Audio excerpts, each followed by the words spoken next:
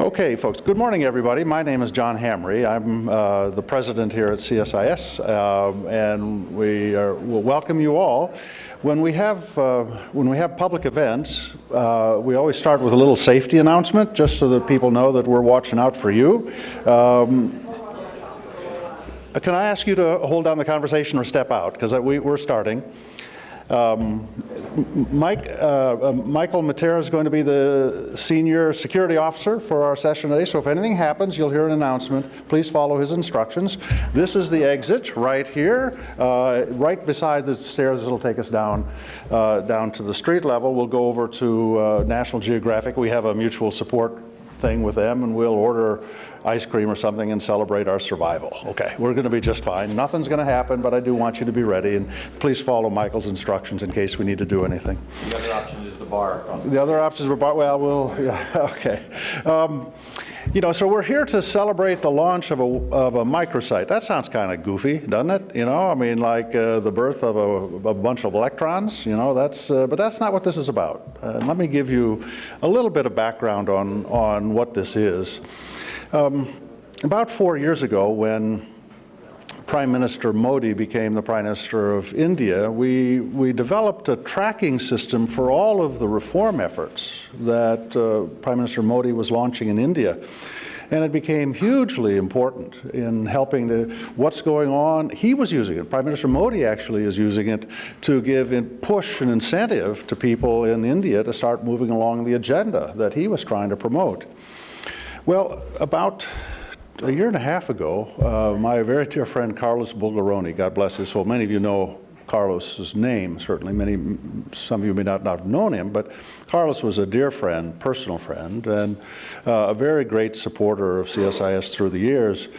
And he said, we need to do something like this for the Macri agenda. He said, we are coming out of a period where there's been so much kind of populism shaping the politics of Argentina, that there's a huge reform agenda that we have to start launching, and we need to keep track of this.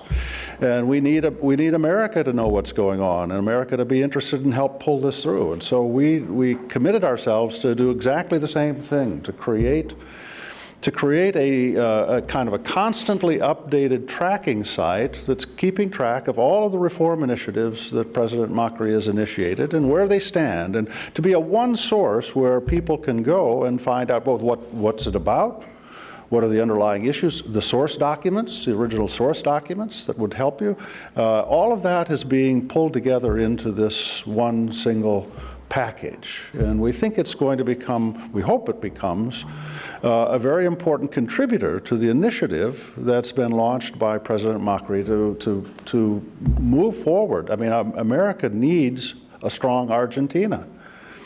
And CSIS, before I ever came here, had a very strong Argentina-U.S. program. And we've launched it again. We're launching a business forum again for the purposes of helping build momentum behind the reform agenda that we need for Argentina to come back as a strong leader in the community of nations. So that's what this is about. It's not a birthday party for electrons. This is about trying to launch a concerted effort where we're tracking very important initiatives that are underway in Argentina. And I'm very glad for that. And I'm also very proud of my colleagues at the Dracopoulos Ideas Lab that have pulled all of this together. And you'll have a chance to see some of that soon. So, Michael, let me turn to you. You're going to run this program, but say thank you for all of you for coming. Let's get this going. Thank you.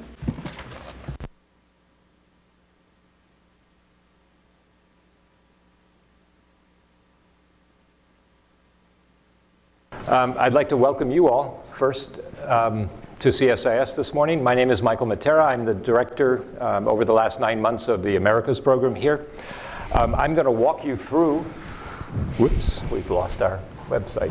I'm going to walk you through this microsite for 5 minutes or so, and then we're going to be joined by Emilio Ocampo, who's going to present a discussion of the very peculiar development case that is Argentina, explaining the link between Argentina's century-long economic decline that we're all well aware of and its repeated experiences of populist governments. This presentation will help to put the reforms currently being undertaken by the Macri administration into historic perspective. as he makes what all of us see as a valiant effort to reverse the decline of these last 100 years. The reforms that President Macri is pushing forward, as you'll be able to see firsthand in the microsite, are impressive and cover an extremely broad range of public policy. Rarely has a country been so ambitious in laying out such a comprehensive reform package, with new initiatives being announced on a very regular basis.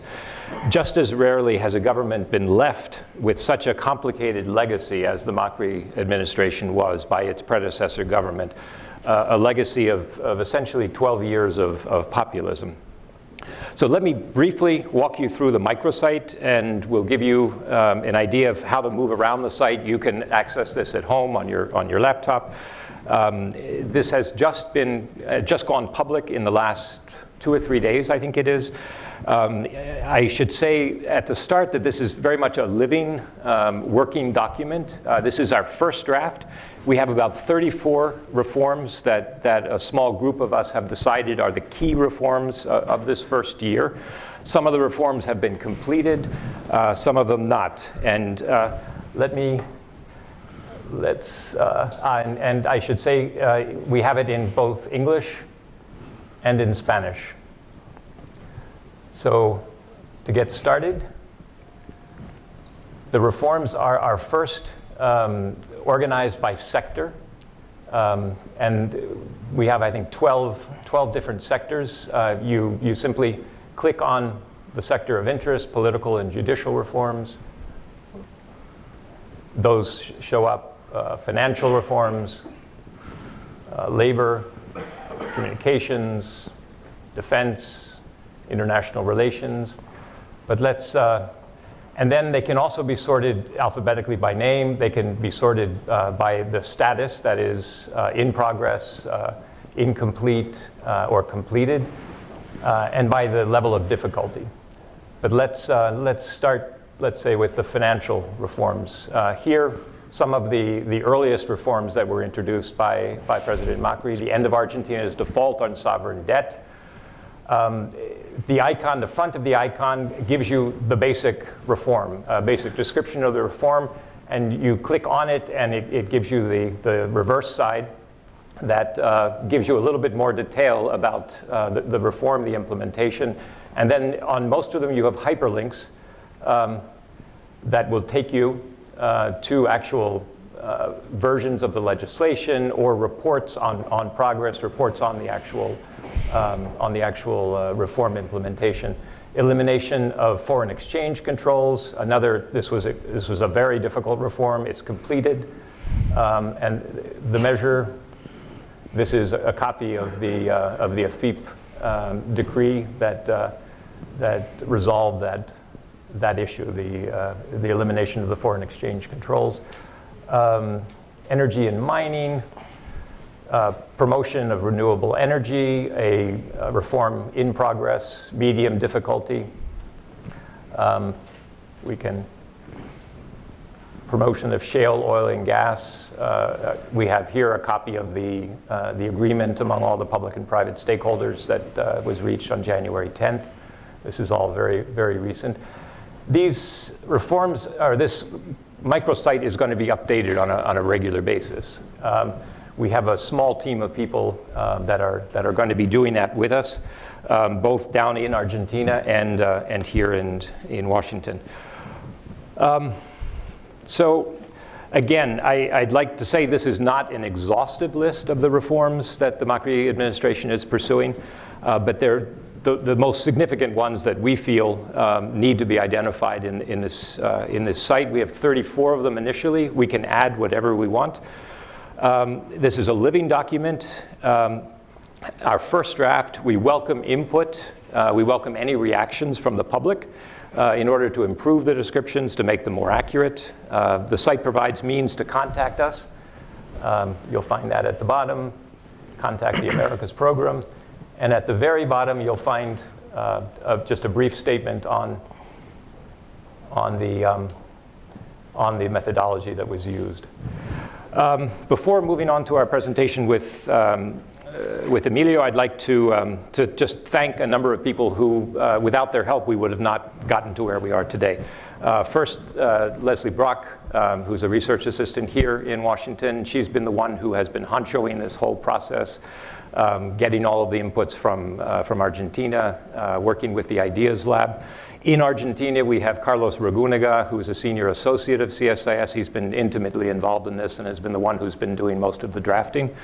And then here in Washington at the Ideas Lab, we have a number of people who've been closely involved in this. Jackie Schrag, Paul Franz, Rebecca Shirazi, Max Marcuson, and Willa Hine, who've accompanied us over these last 4 or 5 months in putting this all together. So I'd just like to thank all of them. This would not be happening today without them. The iLab was the place where this was all designed, where the structure was designed using the structure that had already been established for the India site.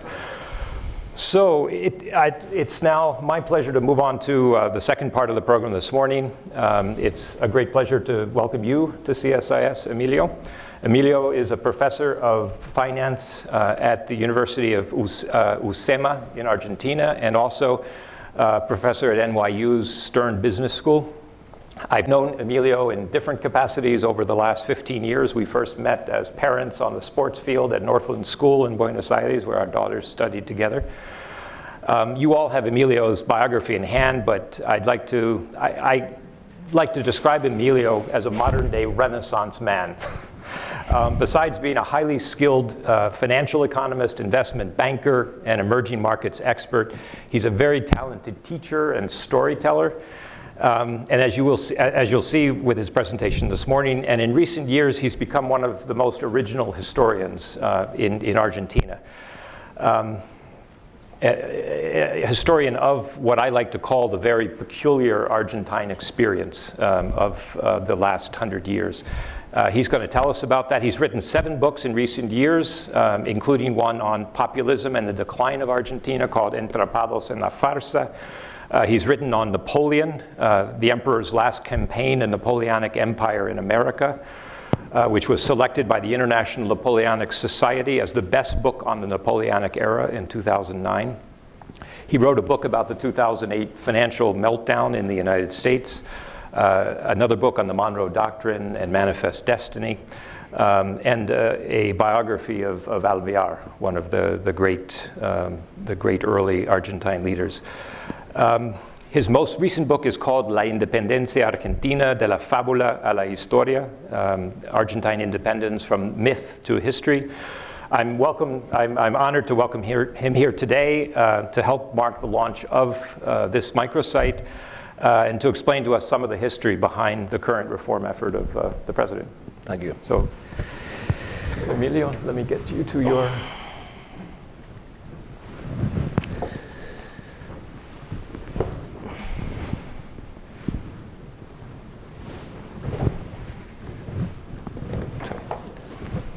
I'm trying to get this to, yeah, I'm pushing that. It's not doing anything. Yeah.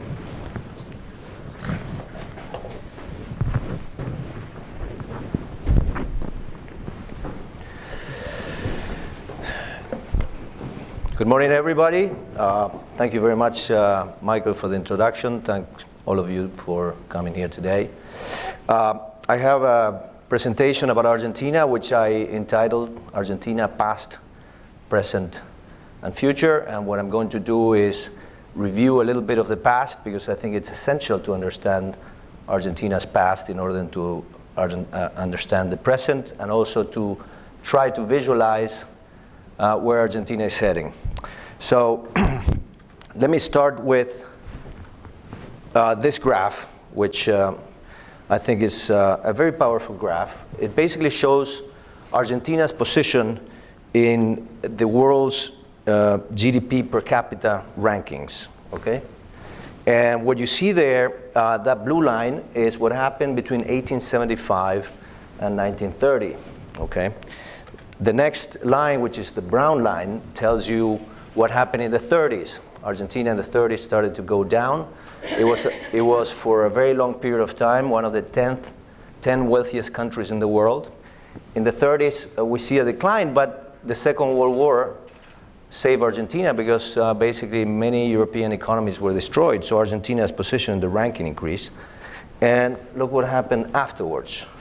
What happened afterwards is this decline, starting in 1945. In 1945, Argentina was the 10th wealthiest nation in the planet. And today, depending on which ranking you use, we're either 60 or 70, something like that. This goes until 2015. So, and what happened between 1946 and 2015 is what I call the era of populism. And before I go on, I want to spend a little bit of time on what I think is populism. And this is a matter of a lot of debate. Sociologists, political scientists, economists, they all have their own definition. I have mine. So I'll tell you what I think populism is. In my definition, populism is an easy solution voted by the majority of the electorate when there is a gap between the expectations that that majority has and reality. And that gap is created by structural problems. A country, an economy hits a structural barrier, a structural obstacle, and there are two ways to solve that problem. One is the easy solution, which is the false solution, because it's the no-cost solution. And the other one is structural reform. And so populism actually wants to have somebody pay for the cost of closing that gap. And usually that somebody is foreigners or a minority that doesn't have electoral weight, okay? The problem we have is that these people in the medium to long run, and sometimes even in the short run, they're not willing to pay, and they find ways to avoid paying the bill. And when it comes to the majority, what we have to understand is that populism has been a phenomenon mostly affecting countries that have a well-developed middle class, okay? It would be a mistake to think that populism only arises in countries where there's a large underclass or majority of the population are poor. On the contrary, in modern democracies, middle class is the most, the single largest electoral bloc. So when we look at any society, we can divide it very simply in these three segments of the population: low income, middle income, and the wealthy. The problem is what happens when this segment of the population, which is the biggest one, starts lagging behind and doesn't feel that is as close as it was to the rich, and it feels a lot closer to the poor. This creates an imbalance, okay? And this imbalance basically creates what I call the frustration gap, okay? And it creates basically pressure, it puts pressure on the political system to generate income redistribution, okay? There's a very interesting paper that I mentioned here, written by two American political scientists on this particular issue. But this was particularly relevant for Argentina, and I'm going to spend some time talking about Argentina. And this is just a schematic way of looking at this. We have structural barriers that affect a society. That creates stagnation, okay? And that creates that frustration gap. The frustration gap is the essential ingredient for populism to grow. And every society asks itself this question: why do we have this frustration gap? Why our expectations are higher than reality? And what happens is every society has a predominant belief system. And that predominant belief system is where the answers are, okay? Now, this predominant belief system is based on culture, tradition, history, national identity, okay? So there's certain traits that make every country different and that make this answer different, the answer to why we have expectations and reality. There's a gap between expectations and reality. And that's what the populist leader actually does well. The populist leader interprets based on the predominant belief system and articulates the answer to the frustration gap. And he proposes a solution that is an easy solution, okay? The solution that the populist leader proposes is the no-cost solution. It's essentially a free lunch. And usually, and it happened in Argentina, the people who are going to pay for this free lunch are the people who cannot vote. And that's the whole thing about populism. And usually the candidate is foreigners, of course. Now, the problem with populism is that the easy solution is not a solution. And because it's not a solution, the structural problems that affected that society do not get resolved. And that creates a vicious cycle where populism comes back again, okay? So let's go back to Argentina after this brief introduction. This is the chart that shows you the GDP per capita of Argentina between 1890 and 1914, when the First World War started. Now, during this period of time, Argentina was the fastest growing economy in the world on a GDP per capita basis. And it was also, believe it or not, the country with the highest population growth in the world. So it was growing its GDP per capita at a very high rate while its population was growing extremely fast due to immigration. The black line that follows is what happened after the First World War. And as you can see, the First World War was very bad for Argentina. Why? Because Argentina was essentially the poster child of globalization. We had 1 year of globalization, which was between 1870 and 1914. And in that era of globalization, Argentina was a key player, okay? So the drop in world trade was bad for Argentina. We recovered quite a bit during the 20s, and that was what people called the golden era of Argentina. But then the 1930s came with the crisis, the Wall Street crisis of 1929 and the Great Depression. And as you can see, after the Great Depression, Argentina never managed to recover the same dynamic growth it had before. Now, what I show you here is what would have happened to Argentina if it had continued to grow at the same rate it had been growing until 1914. And this is actually what I called the frustration gap. Okay? As the 30s went on, the frustration gap in Argentina increased.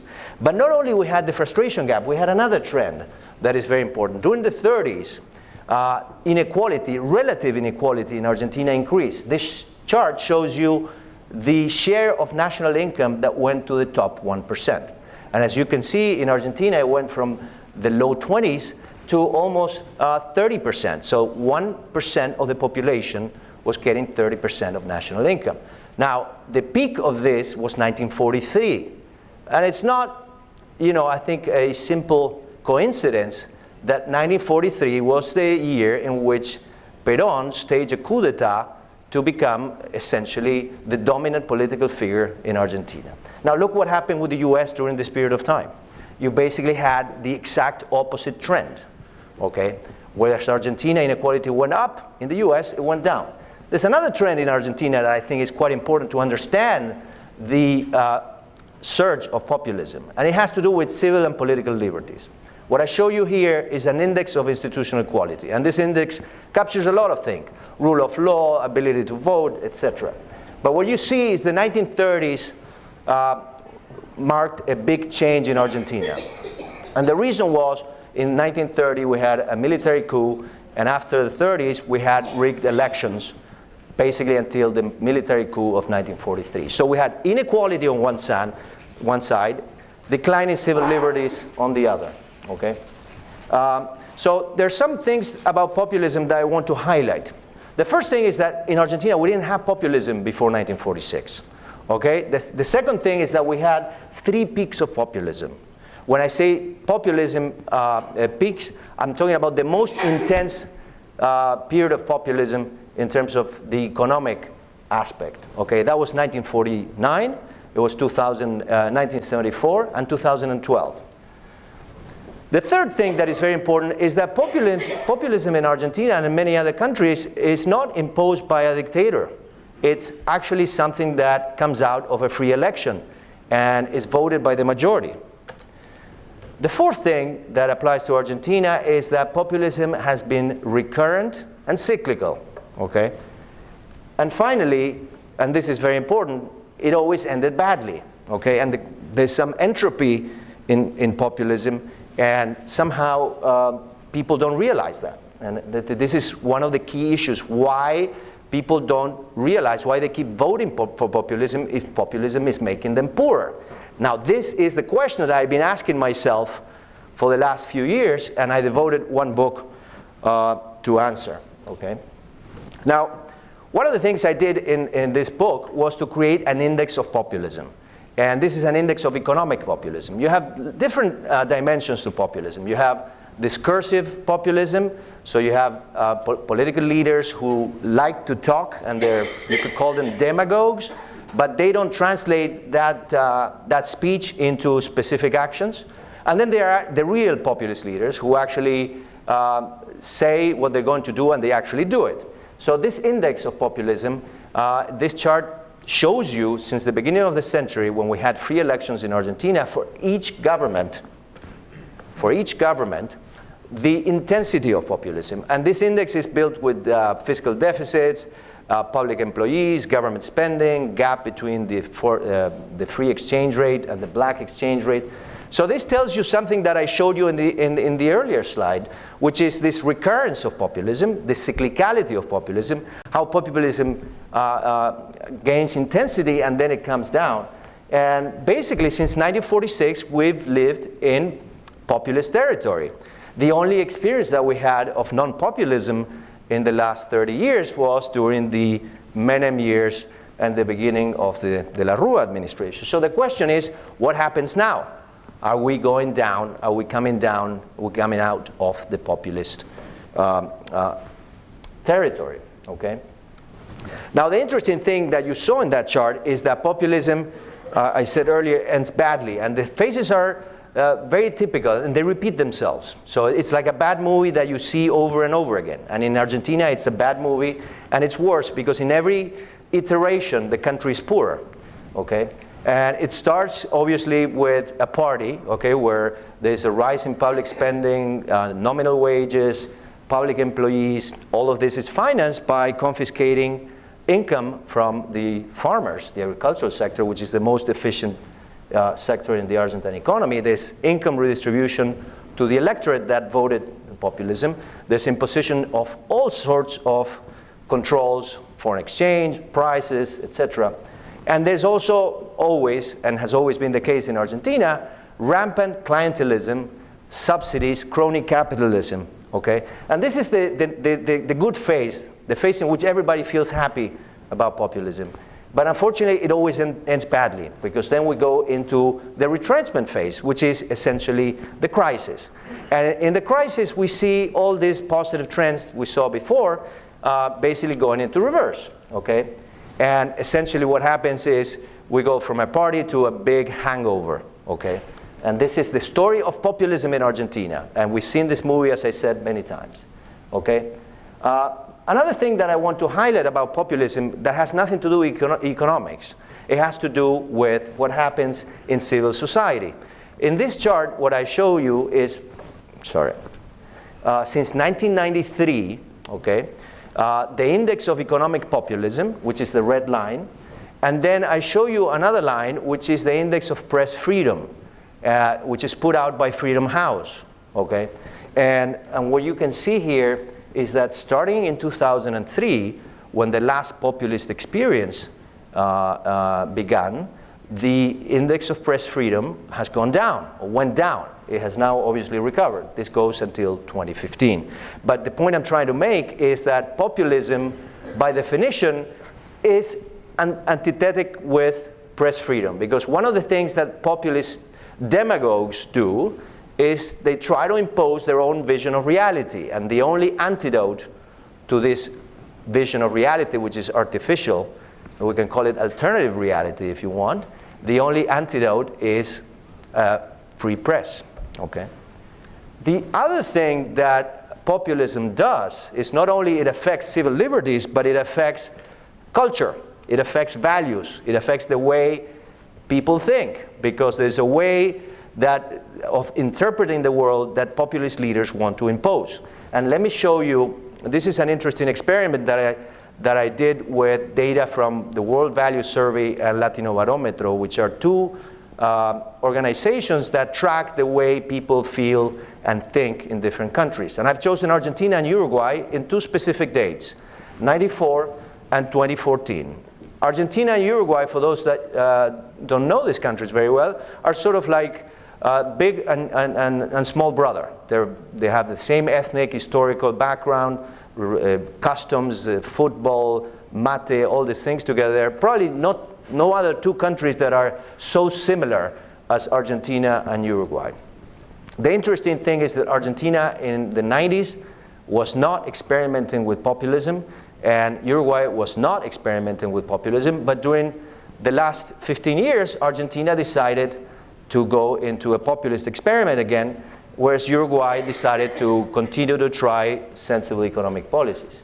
Now, this chart is very interesting because this chart asks people if they think that the society is a zero-sum game. So if I can only get rich if somebody else gets poor.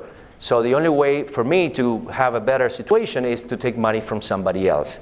And as you can see in Uruguay, the percentage of people who believe this went down quite dramatically, and in Argentina, they went up quite dramatically as well. Now, this type of belief is essential to support populism. And populist leaders like people to think this way because that gives them power, because they have the power to take money from one group of people in society and to give it to another. Now, the other chart that hopefully will come up, but it's refusing. Okay, so I think this got stuck somehow.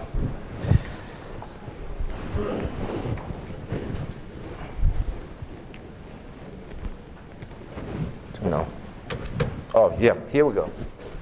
So the other chart asks people, what do you think about a free market economy? And as you can see, again, the number of people who do not believe in a free market economy went up in Argentina, went down in Uruguay. So populism is not only about economics, it's about institutions, and it's about culture. Okay, and this is a very important point that I try to highlight. Now, in Argentina, populism has another interesting characteristic, which is not, it's very idiosyncratic. Okay, so I plot here the index of economic populism that I mentioned earlier with the recurrence and cyclicality. And then the green shaded areas are the upside swings of the last 4 commodity super cycles. So the periods of time when agricultural commodity prices were going up. Now, the first one was after the First World War. The second one was after the Second World War. The third one was, in 1973 through 75, when we had the oil crisis. And the last one was the one that started earlier this century. And as you can see, those peaks of populism took place when we had this boom in commodity prices. And this is not a trivial or casual connection. In fact, in my book, I tested this with an econometric model, and basically what we have is that almost 2/3 of the change in the populism index is explained by changes in commodity prices. And clearly, causality cannot go the other way. Argentina's political cycles are not affecting commodity prices, but it's the other way. And there's an explanation for this. As I said, it's not casual. And the way to analogize this, I like to think about this as a collective Pavlov experiment. You may remember Pavlov was this Russian scientist who basically decided to see how learning took place, and he did this experiment with conditional learning. And the first thing he did is he showed a dog some food, and obviously the dog started salivating. Then he rang the bell. The dog didn't do anything. But what Pavlov did then was to ring the bell when the dog saw food. And when the dog saw food and rang the bell, it associated basically the bell with food. And therefore, if you only rang the bell without showing the dog food, basically the dog would salivate. So in essence, what I'm saying is commodity price booms in Argentina have been sort of a Pavlov bell, okay? Basically, why? Because they say to the population, to the electorate, they tell the electorate that the easy solution to the frustration gap is available and is economically viable.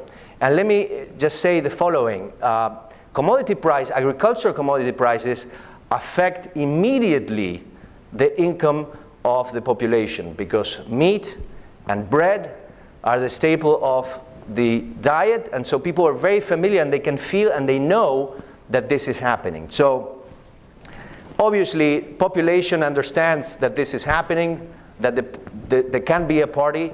The populist leader actually takes advantage of the situation and uses the extra resources to finance public spending, an increase in the public payroll, redistribution, which is a very important part of the whole populist experiment, and clientelism to ensure that people keep voting for the populist. And those people who believe that obviously society is a zero-sum game like this, okay?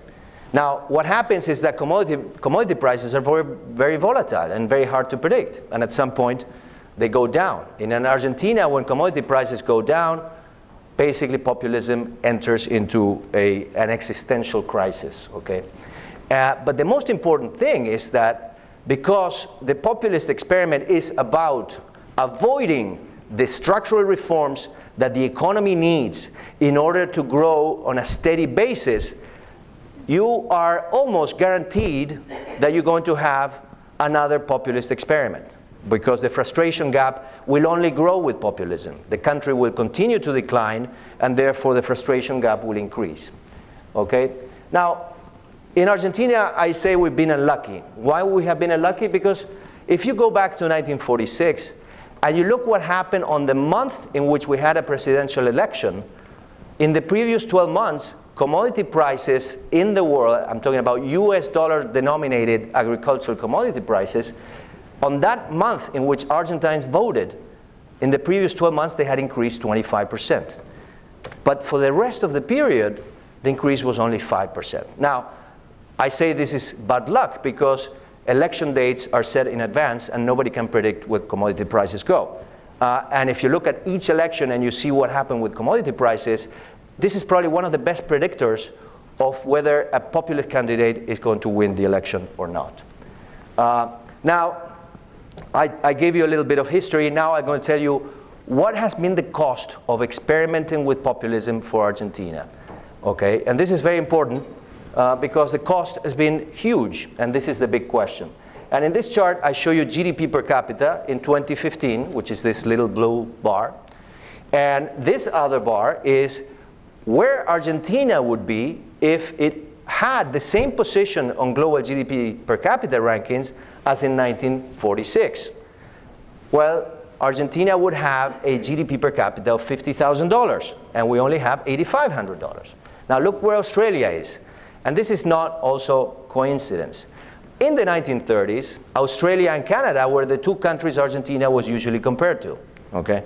Look at where Spain was in 2015. So the cost of experimenting with populism has been huge. And actually, I don't think there's another country in the world that experimented with populism in the same way Argentina did. I think we have experimented, we're the best laboratory to test how populism works and what it can do to a society. And what it can do to a society, actually, as you can see, is not very good. Let me show you in absolute terms the same type of calculation so that you can see what we have lost. Argentina today could be a $2 trillion economy, okay? We would be bigger than Brazil. We would be bigger than Australia. You would say, well, you know, 46, that's a long time ago. Argentina for 70 years was the 10th wealthiest nation on the earth.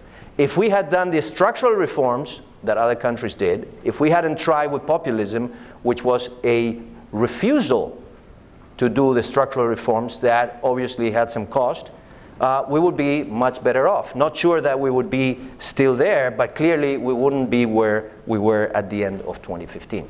Now, it seems like Argentine society finally understands what the cost of populism is, because in November 2015, we basically elected, the majority of the population voted in favor of a political coalition called Cambiemos, which basically means let's change, okay? And the mandate is exactly that, to change Argentina, to abandon this populist experiment and to move forward, okay? And it's very important to understand who is leading this coalition, which is Mauricio Macri. And there have been a lot of businessmen that have gone into politics in Europe, in the US, and also in Argentina. I think Macri is a very unique case. He came into politics after running after being mayor of the city of Buenos Aires for 2 consecutive periods, but also he entered politics after managing very successful one of the most popular soccer teams in the country. And I think doing that gave him or honed a lot of skills that I think are very important in what he's doing now. Particularly because he's very effective at leading and motivating groups of highly competent, capable individuals. And I think there's no room for a one-man show. There's no room for the savior. The Messiah is what got us into trouble. What we need is groups of people who are motivated and they're led by somebody. And so that's what we have now. The other thing about Macri, and this is a contrast with all or most of the other presidents that preceded him, is that he's an engineer. And he has a very practical mindset and a very pragmatic approach to solving problems. And finally, he has zero tolerance for corruption. Macri didn't come into politics to become rich. He came into politics and he ran for president to change Argentina. Let me clarify that I have no connection with the government and I'm not employed in any capacity by the Argentine government. So, and finally, he's determined to change the country, okay? So, one of the first things that strikes people is that Argentina decided to end or eradicate populism and to integrate itself with the rest of the world, and suddenly the world has decided to go the other way. Before we embraced populism, when people were embracing globalization and sensible economic policies, but a lot of people ask, can Argentina seriously try this when the world is moving in the other direction? I think it can, because I think we've been so far out that even if the world moves towards protectionism, we've been so far out that we can still benefit, okay? But it's an important question. This is the legacy that Macri found when he came. And this is an index of competitiveness that is put out by the World Economic Forum, and this is the data for 2015. The World Economic Forum takes 140 countries, and what I show you here is Argentina compared to some other emerging markets. Argentina is ranked here 106. Look where Peru is, look where Brazil is, look where Chile is. Clearly, how can you integrate with the rest of the world if you're not competitive? So this is a priority for Macri and a challenge as well, okay? Now look at this sub-indices in this World Economic Forum Index of Competitiveness. Again, 140 countries, and burden of government regulation, wastefulness of government spending, effect of taxation on incentives to invest, and total tax rate paid by companies. In all these 4 items, Argentina is not doing very well, and that's what's driving that overall competitiveness ranking to 106. Now this is the big challenge going forward, okay? Because if you look at the quality of the overall infrastructure, the roads, transportation, electricity supply, Argentina is far. And part of the reason is that during the populist experiment, the most recent populist experiment, investment infrastructure collapsed, private investment went down, and so the infrastructure we have is not in such good shape, and it makes it difficult for companies to be competitive internationally. Now, Macri is determined to change Argentina, but he has chosen a gradualist approach. He thinks that to do a shock treatment would not be a smart idea, and part of the reason is that he doesn't have yet a majority in Congress, and so he has to negotiate everything. So he doesn't have as many degrees of freedom as he would like to have. And so the key thing for Macri going forward is what happens in the next congressional elections, because he needs to win in order to push for reforms in a more meaningful way. The problem is, as you can understand, these political reforms are costly. Politically costly. So basically, I like to use this analogy from the Iliad. When Odysseus wanted to go back to Ithaca, he had to go through the Strait of Messina, and he had a monster on one side, which was Scylla, and he had another monster on the other side, which was Charybdis. And he had to chart a course equidistant from each of these monsters to avoid sure death. And in the case of Macri, one of the monsters is the failure to put the economy on a sustainable growth path. The other danger, the other monster he has, is failure to win in the next election. And the chart he has to be careful about is how he pushes for structural reforms, because he has to do reforms, but he has to do it in a way that doesn't cost him a lot politically. So that's the analogy that I have about this. Now, as he tries to do this, he has to deal not only with what's happening in Argentina, but he needs to also take into consideration what happens in the world. Okay, the international environment, as I said earlier, is changing. If you look at what happened with US long-term interest rates in the last 8 or 9 months, they've gone up quite significantly, almost by 1% in 9 months. And who knows where they're going next. Okay, so when you look at Argentina's financing needs going forward, they're quite significant. Not only we have to finance public deficits for quite a long time because of the gradual approach the government has taken, but we also have to invest in infrastructure. Now, Argentina doesn't have a well-developed capital market, and therefore it relies quite a bit on foreign financing. Okay, so, and this is an issue that people are very concerned about.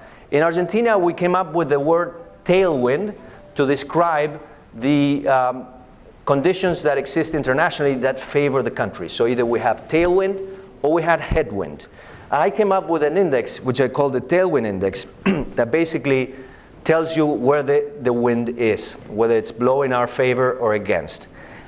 This is an index that is made up of several variables, including US interest rates, agricultural commodity prices, global risk aversion in financial markets, market volatility, and investor appetite in emerging markets. So it's basically a summary, if you want, of everything that is happening in international financial and commodity markets, and to what extent that favors Argentina. And as you can see in this chart, since the beginning of this century until about mid-2012, we had a very strong tailwind. Now, since then, the tailwind has been abating. We're still in positive territory. The average for the period for the last 30 years has been about 5. So, you know, we're still above. We have a slight breeze, I could say now. But the question is, where do we go next? And the answer is going to be what happens, for example, with US interest rates, what happens with the US dollar. And all of that obviously depends on what happens here in Washington. And you probably have as good an answer as I do. Now, it's important to understand the dynamics of this and why this tailwind is important, because when you look at the projections of fiscal deficit for Argentina, as you can see, they go down very gradually. This is what the IMF says is the path to fiscal consolidation in Argentina. And as you can see, 2016, we start from a pretty high number. This is primary deficit over GDP. We're almost at 6%. Now, Morgan Stanley came up 2 weeks ago with their own projections, which are a bit more aggressive. And in their base case scenario, they're more aggressive. And the dotted line here shows you their more optimistic scenario. According to Morgan Stanley, Argentina could be in equilibrium on a primary basis by 2021. Now, the black line you see above is the total deficit. So it includes interest on public debt. And as you can see, that is a very relevant number because, as I said, Argentina still doesn't have a well-developed capital market. And as a result, it depends a lot on foreign capital. If you add up 2017 until 2021 with the IMF data, we're talking about 194 billion US. Okay, this is a significant number. Now, not all of this will be financed in the international capital markets. It's going to be probably less than half, but it's still, over 5 years, an important amount. And then let's talk about investments. I said earlier that the quality of the infrastructure is not up to par. It's not up for an economy that wants to compete internationally. And the reason is very simple. This is data from the World Bank, and it shows private investment in infrastructure And I separated two periods. The 90s, which were the period of reform, integration with the rest of the world, and privatizations, and then the recent populist experiment, okay? And as you can see, the investments dropped quite significantly in the last decade. I mean, we're talking about 4 billion a year, and we're talking about 13 years almost, 12 years. So this, in nominal terms already, means a gap of 50 billion, okay? In my estimation, the lag capex in Argentina is about 80 billion, okay? So the challenge is you have to finance this. And obviously, if you have to go to international markets, the question is what rate you're going to pay. Now, usually in the finance world, we talk about sovereign risk premium. And it's simply the difference between the rate on the bonds the government issues and the rate on US Treasuries. And as you can see, Argentina country risk premium came down quite significantly as the market realized that Cristina Kirchner would not be reelected. And when Macri came into power, they achieved almost its lowest level. When the government successfully negotiated with the holdouts, it hit another low. But then it has remained around these levels, between 450 and 500 basis points. This means between 4.5% and 5% above US Treasuries. Just to give you an idea, Peru basically pays less than 160 basis points. Brazil is below 300 basis points. So Argentina is still paying a high rate. And the blue line that I show here is the ratio between Argentina country risk premium and the average country risk premium for all the emerging market issuers in JP Morgan MB Plus index. And as you can see, the ratio, the ratio is the red line, and it's on the left axis. And as you can see, when the government negotiated and ended the default, the ratio between Argentina and the rest of emerging markets hit 1. Okay, so we were, and this was particularly a bad period for emerging markets. Our emerging markets were going through a crisis. Brazil was in trouble. So the emerging market risk premium was going up, and Argentina was coming down. But since then, we're going back to 1.4 or 140%. Now, there's a reason for this, because this reflects demand and supply. And the government has been very actively issuing debt all this year. And you could argue that this is expensive on a relative basis, but if you look historically, for Argentina to pay 6 or 7% for long-term debt seems like a very good deal. So, but again, this is a challenge. To what extent there's skepticism out there, and this is a big challenge for the government, because if the government can reduce 100 or 150 basis points this country risk premium, this is going to be a boost, not only for public finances, but also for the private sector, because the private sector has to pay an interest rate that is above what the government pays. So to do a quick balance, and if you want to go into the nitty-gritty, obviously the work that Mike and his team have done here with the Microsite would give you a much more specific detail, but there are many things that the government has accomplished and that are very important from a foreign policy standpoint, from the economic standpoint, and it's only been a year. And so this is quite a remarkable accomplishment. And all these things are not only about economics, but they're also about, as I said, foreign policy and something like rebuilding national statistics. One of the things I mentioned earlier is that populist leaders always want to have an alternative reality. And in Argentina, the Kirchners basically decided to tamper with national statistics because they wanted to show that Argentina was doing better than in reality it was doing. And one of the things this government has done was to try to recover statistics, because you cannot analyze anything without good quality statistics. Now, this is great. This is the good news. The relatively bad news is that we have a lot of things that we need to do. And it's going to be a busy political calendar. But these are some of the things. Electoral reform was stopped in Congress. Tax reform is a big issue. Labor reform, there's been some progress there, but we're not where we have to be. Capital market reforms are essential. They're essential because Argentina needs capital markets to finance investments, and it needs its capital markets also to finance the public deficits. We need deregulation, And this last point is very important. Right now, if you add government spending at the municipal, provincial, and national level, we're talking about almost 45% of GDP. This is very high. And this puts Argentina among the countries, the emerging market countries, with the highest ratio of government spending to GDP. But in general, I would say there's been good progress, and the government is very determined to move forward. This is the chart that you saw earlier on competitiveness. That was 2015. As you can see, in 2016, we made some slight progress, but the good news is that we're going in the right direction. So the question is the future.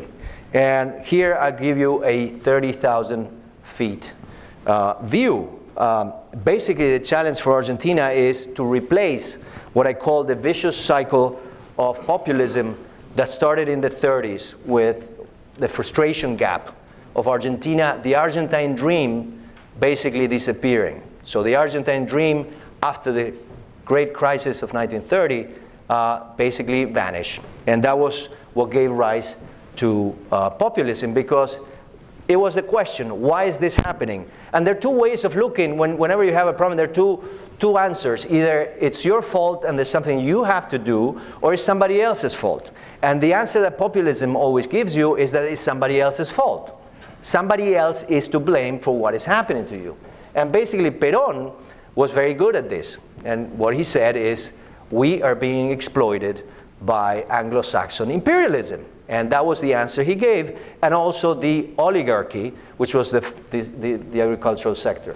So resentment, one of the key things of populism, of what populist leaders do, is to promote resentment. Resentment is a very important ingredient for populism to thrive, okay? And that's why populism doesn't like a free press, and that's why what we saw in Argentina was the uses of state propaganda to influence how people understand what's going on. And the problem with this experiment is that it leads to decline. Argentina is the best example out there. There's no other country in the world that experienced the decline that Argentina did. And it was due to this populist experiment. And unfortunately, the decline breeds and feeds and opens and widens the frustration gap. So it ensures the return of populism. And how do you break that? You have to destroy that vicious cycle. You have to replace the vicious cycle with a virtuous cycle. And the virtuous cycle has three components. And the first one is to improve institutional quality. The second one is to promote values and beliefs that are actually consistent with prosperity. If you have too many people in society who believe society is a zero-sum game, it's going to be very hard for that country to grow. And also, you need macro stability and growth. But you need these things to work together. And you have to start slowly. And you have to have each basically feed on the other. And I think, in my view, this is what the government is trying to do now. And obviously, it's not a task without risks. Of course there are, and I pointed out what those risks are. And also, it's a responsibility that is shared not only by the government, but this is a responsibility shared also by the political and the business establishment in Argentina.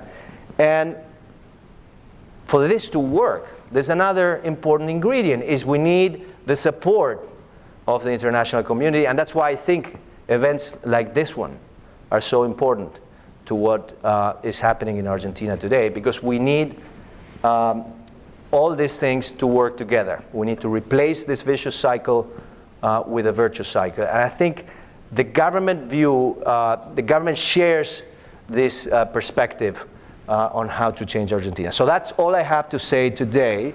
Thank you very much for your attention. I hope it was interesting.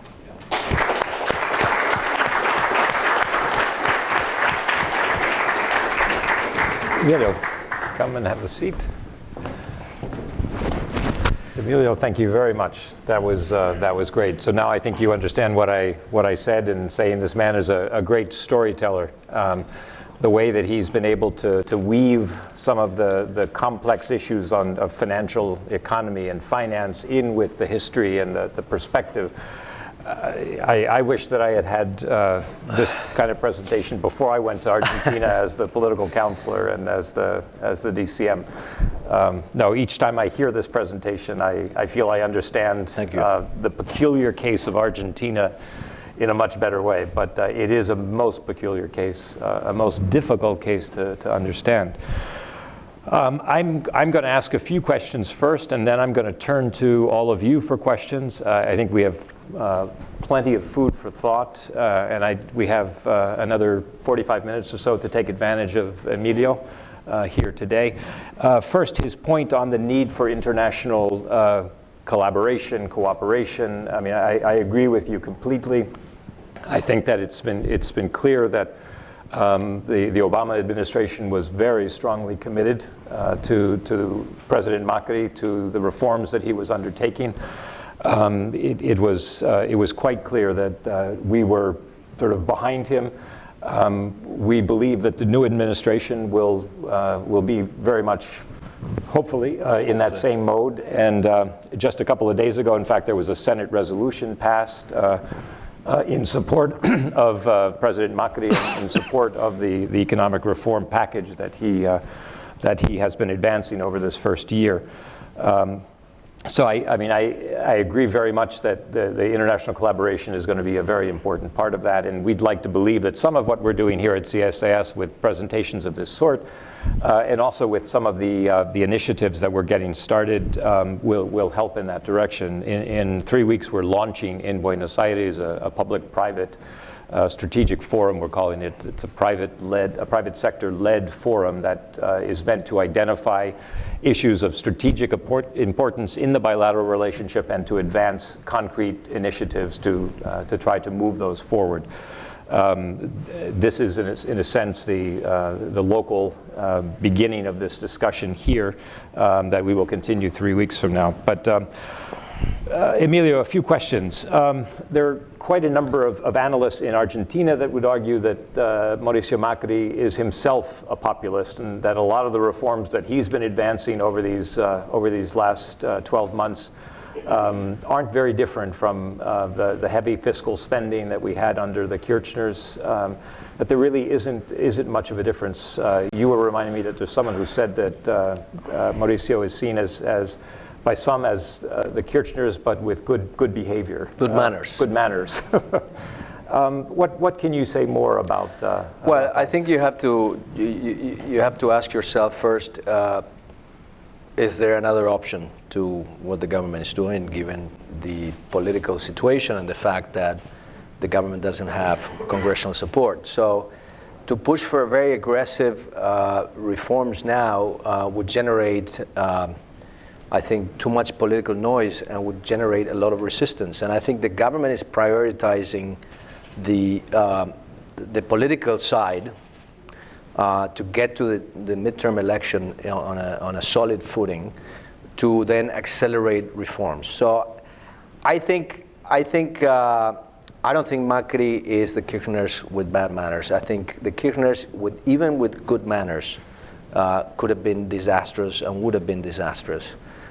So I think that's a very harsh description of what he does. But clearly, on the fiscal front, on the front of reducing public spending, the government has taken a very gradual approach. And that is one of the things that people criticize the most, or some people criticize the most.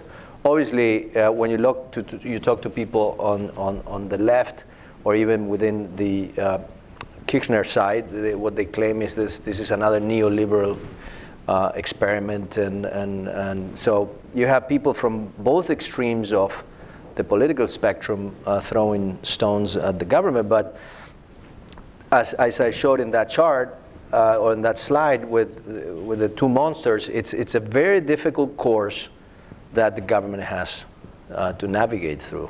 And I think the government is very cautious. I think Macri is very cautious, and he wants to ensure that his political base is strengthened before he actually tries to slay the monster of public spending. But he has maintained a rather high degree of public support over. Yes, the good news is that months. despite the fact that the economy went into recession in 2016, the political support is high, which is good. I think it's very encouraging that he still has that. And a reflection of the fact that the people recognize that the story they were being fed over the last 12 years was just that, un relato, a story, a myth, and that now and a lot of real work things needs to be are done. surfacing now, a lot of evidence that what the Kirchners promoted was a total fake alternative reality. That is becoming obvious even to supporters of the Kirchners. The corruption cases, the things that are being, uncovered by the press now. But just the complexity of what needs to be done at this point is kind of overwhelming, I must say, and that's become clearer as we've tried to put together this microsite. The number of things that need to be changed, the complexity of those issues. It's absolutely correct that there's no way that can be done quickly. It can't be completed in a year or two. It's going to be a very long process of reversing what has been almost a century of moving in the wrong direction. Yeah, I think we had an experiment in the 90s. We tried to change. We were very unfortunate with the crisis in 2001. The Kirchners took us back to 30 years before. It takes time. It will take time, and to the extent that, the Argentine electorate understands that this is a process that will require effort, that it will require time, is good. Argentines are not known for their patience, but it's essential because there's no magic wand here. There's no way of turning things around from one year to another. I think it's better to make solid advances than to try to, this is like trench warfare. You have to take a position, reinforce yourself, then go to the next, reinforce yourself. If you try to go too far, we're basically going to go back to the famous pendulum situation we had in Argentina. We went from one extreme, then we went to the other.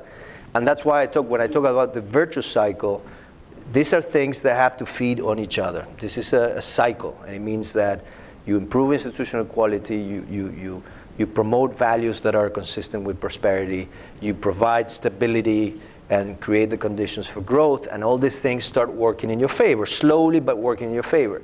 The vicious cycle works the other way around. It reinforces itself. So once we break the cycle and we start moving in the right direction, that's good. And the first, you were saying this is so complex and there's so many things that have to change. I think if you look at any country in the world, you could come up with the similar conclusion. The thing here is that the government, and with the support of a majority of the electorate, is determined to change things. It wants to change the way Argentina operates. And it's not going to happen overnight. It's going to take some time, and as I said, it needs the support of the local establishment. It needs the not only political but business establishment, and we need collaboration and cooperation of the rest of the world. Argentina is reaching out. For many years, we only reached out to Iran and Venezuela. Now Argentina is opening up, and it wants to be in good relations with the rest of the civilized world, and that's good. So we need that. We need that dialogue. We need that cooperation. We need that support, in my view.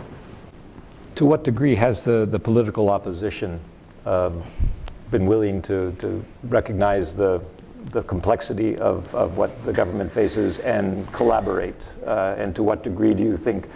Well, it's hard to ask an opposition politician to do things that are not in their political interest. And we're in an election year, and as a result, I think it's going to be more difficult this year to. But what Macri achieved is not meaningless. I mean, to be able to close the default, to be able to appoint judges to the Supreme Court, to be able to do the tax amnesty, all those things require congressional support, and he got it. And so I think it was easier at the beginning of the administration. It's going to be more difficult as we move along, but But I think we're moving along. The important thing is we're moving along in the right direction. I remember you and I talking maybe 8 or 9 years ago, and we saw things going in the wrong direction. And when you see things going in the wrong direction, it's very discouraging. Now we see things going in the right direction. Maybe we would like them to see go in that direction a little bit faster, but they're going in the right direction. Mm-hmm. How much will the Argentine economy grow this year in your estimate? There are all sorts of estimates out there. The IMF says somewhere around 2.5%. The government says about 3%. I think it's going to be in that range, between 2.5 and 3.5. It's going to depend a lot on what happens with the tailwind, what happens with the international conditions, what happens with the U.S. Interest rates. That is going to have a big impact, because since we have to finance investments and public deficits, the cheaper it is, the better for Argentina, of course.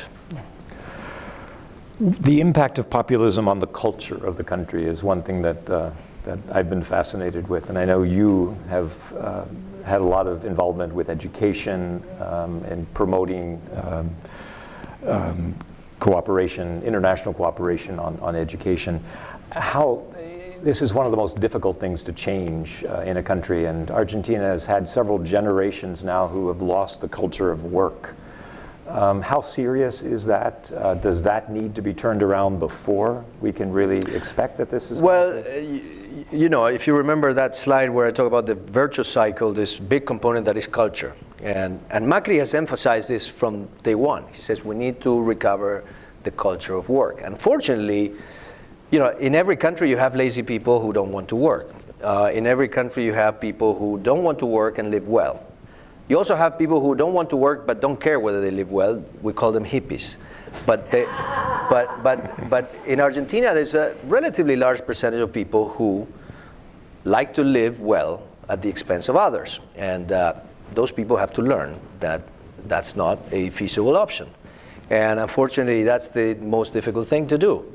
But if you provide a framework of stability and growth, and you improve the quality of the institutions, you slowly show people the right way to go. You cannot there's only one way to change culture. You can do what Mao did, the Cultural Revolution, and it doesn't work, and you have to kill millions of people, or you have to do it slowly. We're in a democracy. You can't change people's minds. The government cannot do the same thing that the populists did with propaganda, with state propaganda. You have to show people where to go, and that's the most difficult. If you ask me, in my view, the cultural aspect is the most difficult aspect.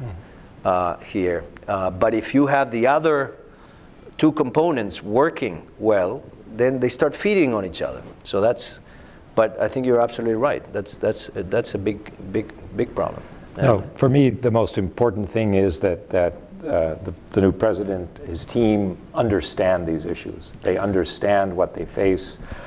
They really have been laying out over this past year and did in preparation for the government over 2014, 2015 there. Macri has emphasized in many of his speeches, he says we need to recuperate the culture of work in this country. And I think he's very keen on that, and he's very much aware. So I think at least the diagnosis is right. No, and as we've said, Argentina faces one of the most complex reform processes, but in a very encouraging way, we know that the leadership is aware of the challenges ahead and is intent on making the changes, doing it in a gradual way. And we hope it will be successful. Yeah, remember the 90s. In the 90s, Argentina did a very aggressive, ambitious economic reform program.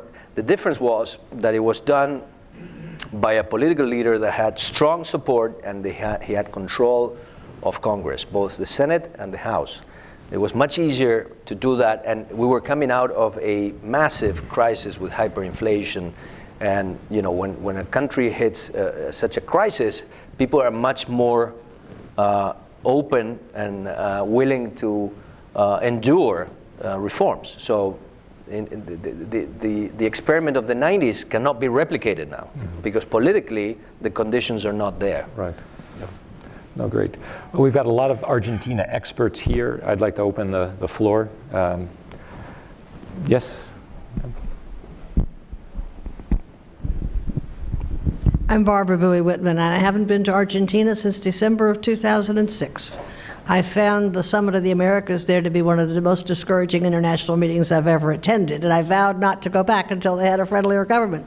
At any rate, I have found your presentation this morning to be one of the most incisive explanations for what I've always called Argentina the anti-Phoenix, because I've always said Argentina has an infinite capacity to shoot itself in the foot whenever it's doing well. Now, as we put all these things together, and you look toward what can happen, you pointed out something very important, and that is that right now, Europe and the United States are in an anti-globalist frame of mind, and advancing through international trade will be a little more difficult. What do you see as the future, if there is one, for Mercosur, and whether they can evolve from what I've seen is basically a unit that put up external barriers and really wanted to go on being mercantilist, or whether they can become something else? Well, a very good question. I think the interesting thing you have to first remember is that 50% of world trade today takes place between emerging markets. Between emerging markets, 50% of world trade, 50%, and this is the highest it's been, 50% of world trade is between emerging markets. And as far as I know, there's no emerging market that wants to go into protectionism right now. If the US and some countries in Europe decide to be more protectionist, it's going to be their loss. And somebody else will take their role in world trade. It would be a big mistake in my view, but I don't think it's not going to be a good world if the US becomes decidedly protectionist. And I don't know where the US is going. I'm not a political analyst, so I don't know where things are going here. But I think first you have to remember Argentina is not yet prepared to open its borders to free trade. Why? Because it's not competitive. So if you open the borders, basically half the private sector has to close down.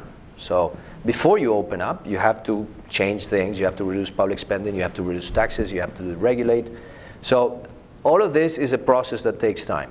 Now, Argentina is so far out in terms of being closed as an economy that even if the world moves a little bit toward protectionism, there's so much room that we have that we can, so many things we can do. But again, I think the important thing is, you know, the emerging market world that accounts today for 50% of global GDP accounts also for 50% of world trade.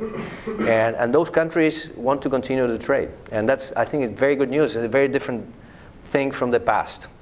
So something to take into consideration. The world has changed. In terms of economics, 50% of the world is emerging markets now. If you go back 20, 30 years, when this globalization era started in 1990, the percentage of global GDP accounted by emerging markets was probably 20%. So it's a different world, and so it's going to be interesting how this eventually pans out. I don't know. Yes, sir, in the back. And if you could identify yourself first before asking the question. David Cook. I'm a former investor in Argentina during the Menem administration. And I wonder, I'm very glad that you brought up the discussion of that administration with the background that you've already provided. Why do you think that the current efforts might be more successful and long-lasting than those of the Menem administration? I don't know. I don't know whether they're going to be more successful and long-lasting. I think, you know, the chain of events that led to the last experiment with populism it would have been unpredictable. Argentina did massive reforms in the 90s. We were unlucky with what happened in 2000 and 2001. And obviously there were some reforms that were not completed. And so Argentina was vulnerable when we were hit by the crisis. So it wasn't only bad luck, but the fact that there were some vulnerabilities still in place. I think going slowly but steadily, if we can achieve that, is going to be safer. Because if you keep, as I said, this is like trench warfare. If you can take a position, defend it, strengthen your defenses in that position, and then move, that is, over time, gives you more chance of success. That's what I think. The government wants to do things by consensus. It has more risk. Gradualism has more risk because a lot more variables can change during the period in which you want to change. So clearly, there is, if you want, more risk today in that sense because you have more time. But what you have to ask yourself is whether there is another option. And my answer is, I don't think you have the option of pushing for very aggressive structural reforms today. I don't think it is a viable thing politically. I don't know if that answers your question. Yes, sir. John Hurley used to be in the State Department, and then I changed hierarchies. But it used to be that the principal religious figure in Argentina was probably the most prominent football player. But of late, of course, Cardinal from Buenos Aires, who is now the Pope, has become pretty popular. And I'm wondering whether the message that he has been trying to convey about building bridges, and more specifically, I'm thinking of a namesake, friend, Padre Ocampo in Buenos Aires, Pablo Ocampo. I don't know if he's related or not. No relation. And I know from his activity there in working with youth and in some of the poverty areas, that this has become a growing concern or a growing interest in the more traditional definition of religion. And I'm just wondering, you raised cultural aspects. Is religion playing any role one way or the other? I know it was in the past sort of controversial, for example, during the Dirty War and whatnot. How would you rate that now? And is this in any way supportive of the efforts of the Macri administration? Yes, you raise a very important issue because even though I would say the general population has become less religious, if you want, the church, the Catholic Church, still plays a very prominent role in Argentine life and obviously also in Argentine politics. There's some tension, always. And within the church, as you know, there are divisions, and there are people who have one view on how to deal with poverty, and there are people who have another view. And that reflects also the tensions that we have in society. I think so far the church has tried to play sort of a neutral role. And I think it's better that way, because I believe in the separation of religion and politics. And I hope the church decides to stay away from politics, because I don't think in the past its involvement with politics was good for Argentina. I think the church had to do a lot with the rise of populism. Forget the dirty war for a minute, but I think the church had a lot to do with the rise of populism.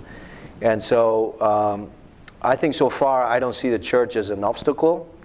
It could be if they decide to take an approach that is, to the extent that you have a religion that promotes values that are inconsistent with prosperity, then we would have a problem. I don't think it's the case now, but The reality of Argentina is that today we have a poverty rate around 30%.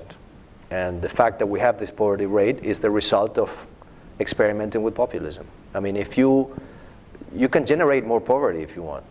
Just give people whatever and don't ask them to work. And in a generation, you have double the number of poor people. That's clearly, in my view, the wrong way to approach it. But to be concise about your question, right now I don't see the church as an obstacle, and I hope it continues this way. Yes. Thank you. Thank you for your presentation. I am Chantal Sayant.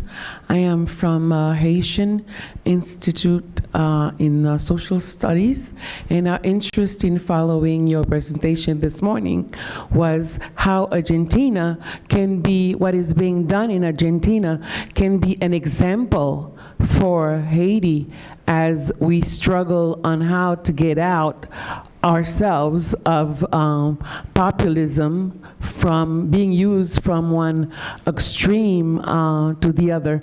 And my question is, while you're trying to move between drastic change or the gradual approach, what is the weight of that need for congressional support to bring the structural changes that are so necessary when we consider, especially that now you are in an electoral period, that the representative at the legislative level are themselves going through elections using the Pavlov approach of, calling to the populist trend. So will that congressional majority ever be won? And I think that is really where the question lies, between being favorable and appealing to the international support that is so important, and then still at the national level staying in sync with your population. Because right now it's the same approach. Populism is not only being used by the presidential candidates, it's all candidates that are using it, and that's what you're going to get in Congress. So how is that gradual approach going to be achieved if congressional support, congressional majority is not achieved to be practical in governments? Thank you. Yeah, I think you hit the nail in the head. In fact, I would argue that that's where the government's energies are focused right now. And the good news is the government still has a lot of popular support. All surveys indicate that Macri still enjoys a high degree of popularity, despite the fact that the economy didn't grow in 2016. People see him as an honest a leader who wants to make Argentina a better place for everybody, and so I think that works in his favor. That's the tension. That's the big question for Argentina. The big question for Argentina is October 2017, and it's not far away, so we'll probably have a very strong answer pretty soon. But clearly the government is focusing on this, and I think the signs so far give grounds for optimism, some optimism. Yeah. Yes, we have two questions here. My name's Alex. I'm a master's student at CSIS, and I work for Callaway Capital Management as an analyst. My question is also about the 2017 elections, even though it's a pretty specific question. So one thing that concerns me is that some of Cambiemos' candidates, especially in the province of Buenos Aires, are relatively unknown compared to people like Sergio Massa and Cristina Kirchner. I was wondering if you could comment on the importance of getting Cambiemos' candidates recognized and how that is for their success in 2017. Thank you. Okay. Well, the question you raise has been raised by some political analysts in Argentina, but if one thing is to speculate about the possible answer, and the other one is to go back and look at the evidence and see to what extent this is a valid concern or not. And I remember when Vidal, who is the candidate of the Cambiemos candidate, was nominated as candidate for governor, nobody knew her. And in fact, people said she has no chance. And she won. So it's true, but what Macri is doing is he's nationalizing the provincial campaign. So the campaign in the province is going to be very much, if you want, tainted by Macri's name. And as I pointed out, Vidal was a total unknown. And the only person that really, Massa is not so well known in the province. He's much better known than many of the pro candidates. Cristina is better known, but she has a narrow base, and probably 25% of the electorate would vote for her under any circumstances. Even if they saw her coming out of the bank stealing money, they would vote for her no matter what. But she cannot win the election with that. And so I'm not terribly concerned. I think the strategy of the government, or the Macri strategy right now, is to make the election in the province of Buenos Aires, which is key because it's the largest district. And remember, this is the renewal. So half the Chamber of Deputies is renewed in this election. And the biggest single district is the province of Buenos Aires. And I think the government is going to make it very much a vote of confidence in Macri. And in that regard, I'm not terribly concerned about the issue of whether the candidates are so well known. There was a question in the far back. Hi, Aaron Rosen with the Bank of Tokyo. I just had a question about your presentation, which was very interesting. Thank you for that. Thank you. So I wanted to know, have you presented this to, people who are supportive of the Kirchners, and if so, what is their reaction to this projection of Argentine history and your assessment of the problems and proposals for solutions? Thank you. Yeah, good question. I haven't tried it yet, but my guess they would kick me out of the room. I'm not going to give up easily, but no, clearly I have a completely different view of the world. I mean, they think they came to save Argentina. I think the reality speaks for itself. I'm very much a data-driven historian. Either you believe that the data can be interpreted in any way, or you think that the data tells you something. The interesting thing today, and I was talking about this with somebody, is that today we have more data about everything. You can go into the web, you can go to Gapminder, you can get data about almost everything. And despite the fact that we have a lot of data out there are a lot of people who choose to ignore the data when thinking about politics or whatever. So it's a very interesting phenomenon. Clearly, there's some people that think that we've been oppressed for most of our history by first British and then Yankee imperialism, and obviously always allied with local oligarchy. I mean, there's a narrative. That's the narrative of populism.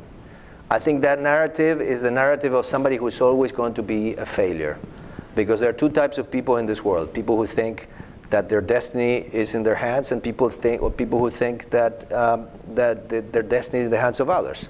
And the people who think that destiny is in the hands of others have never made anything in life. Well, societies, in my view, are the same. If you have a society where the majority of the population thinks that you're being oppressed by somebody, and in some cases in history it has happened that some people have been oppressed.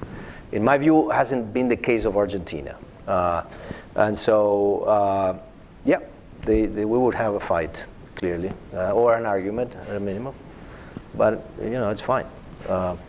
Arguments and debates, I think, are good. Not for the people who are debating, who never change their mind, but for the people who listen. So. I don't know. Michael Bossart. Yeah, I'm Mike Bossart, Department of State, retired. Your point was well taken on that part of the core of populism at least in its effects, was the corrosion of public and many private institutions in Argentina. I assume you believe that that extended, especially during the Kirchner government years, to the institutions of national defense and public security, and that we saw some of the evidence of this in the rise of crime and the decline in public security throughout the country, especially in the capital, increasing prevalence of drug trafficking, et cetera. In the Macri administration, what priority are they giving to the institutional reconstruction of the institutions of public security and national defense? Well, I'm not an expert on national security in Argentina. I think the government, or the people who are in government, as from what I hear, found things to be much worse than they had expected them to be. And I think national defense is clearly one area where this happened. You know, you have to remember that during the 12 years that we had under the Kirchners, in my view, it was total misgovernment. The people who were in power didn't have the intention or the interest of running things well. Many had their own interests in mind, and they devoted most of the time to take money from public coffers to their own pockets, and they mismanaged things. And national security is one issue. Argentina, it always makes me laugh when the people in the Falklands or even England talk about Argentina. Argentina has no defense capacity. We couldn't attack anything, okay? We cannot even defend our borders. Our borders are constantly trespassed by drug traffickers, by illegal immigrants. National defense is simply another area where things were completely mismanaged, and there's a lot of work to do. It's just, but again, I cannot give you specifics because that's not my area of expertise. We'll take one or two more questions. Over here. My name's Danielle, and I'm with the International Republican Institute. So I'm interested, earlier you mentioned that one of the ways to kind of break the populist cycle is to improve institutional quality. Yes. And one of the kind of obvious ways to do that is to increase transparency. So I'm wondering if there's any effort in increasing transparency, not just on the government side, but also in the private sector. Yes, good point. There are several organizations on ONGs, or NGOs, as you say in English, working on this issue in Argentina, and they've been working for some time. And then within the structure of the government, there's an anti-corruption unit, and they've been quite vocal. And Macri has been very he's made it very clear that he's going to have zero tolerance with corruption. And he showed that earlier, a few months ago, when there was a charge against the head of customs, that he supposedly was doing something illegal, and Macri asked him to step down until things would be clarified, and he had to step down. And then the judge basically said, there's nothing here, and he was reinstated. So there are enough NGOs that are working on this, and I think, as I said, the anti-corruption unit within the government and the money laundering unit also, they've been staffed with very capable people, and I think this is a big thing. We'll see where the corruption, the corruption in rankings that Transparency International puts out. We'll have to see how they rank Argentina now. Clearly, under the Kirchners, we were really down. So I hope we can see. I would think that we will see an improvement. So one more question, Jose. Thank you very much for the presentation. My name is Jose Miguel Pulido. I work at Mitsui & Co. I wanted to hear more deeply about how you thought the impact of the Macri government has been on FDI in Argentina. Economic reforms are very great, but in the short term, it sort of takes a long time for investors to gain confidence to make significant investment in a country, especially after you've detailed the proud history of populism in Argentina? And of course, if investment takes a while, then that certainly complicates elections in the future.